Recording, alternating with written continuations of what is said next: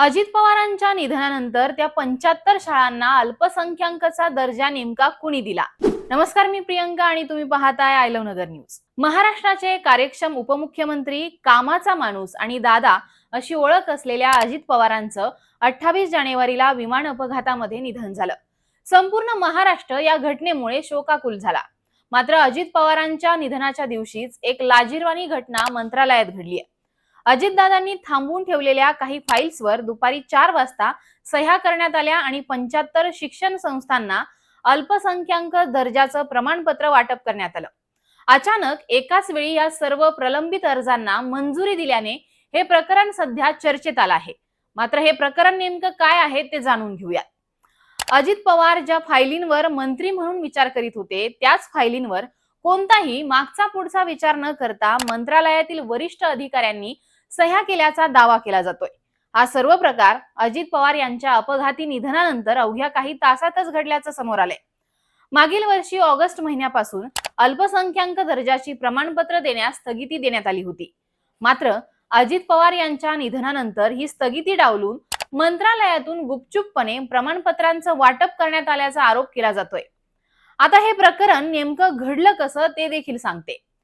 अजित पवारांच्या अपघाती मृत्यूला हे अवघे काही तास उलटलेले असताना त्यांच्याकडे असलेल्या अल्पसंख्याक खात्यामध्ये काम करणाऱ्या अधिकाऱ्यांनी दिव्य प्रताप केलाय. ज्या फायलींना ऑगस्ट महिन्यापासून स्थगिती देण्यात आली होती किंबहुना त्यावर निर्णय घेण्यात आलेले नव्हते, त्याच फायलींवर अधिकाऱ्यांनी मागे पुढे न पाहता स्वाक्षऱ्या केल्या आहेत. धक्कादायक गोष्ट म्हणजे यातील पहिलं प्रमाणपत्र हे अजित पवारांच्या अपघाताच्या दिवशी 28 जानेवारीला दुपारी 3:09 दिलं गेलं.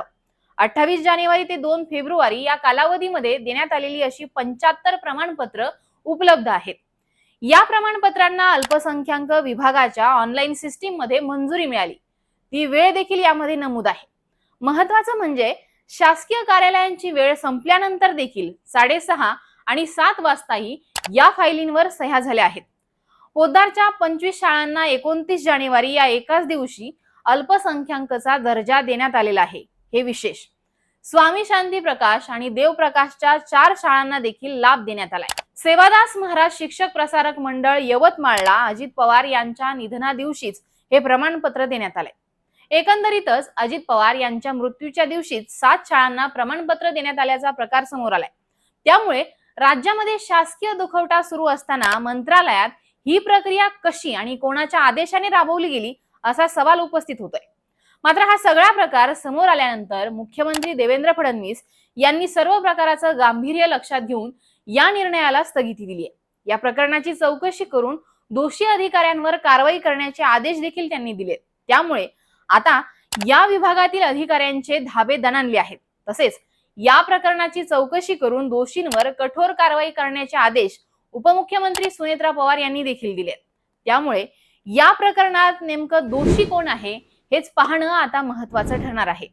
तुम्हाला या प्रकरणाबद्दल नेमकं काय वाटतं हे आम्हाला कमेंटमध्ये सांगा आणि पाहत राहा आय लव्ह नगर न्यूज.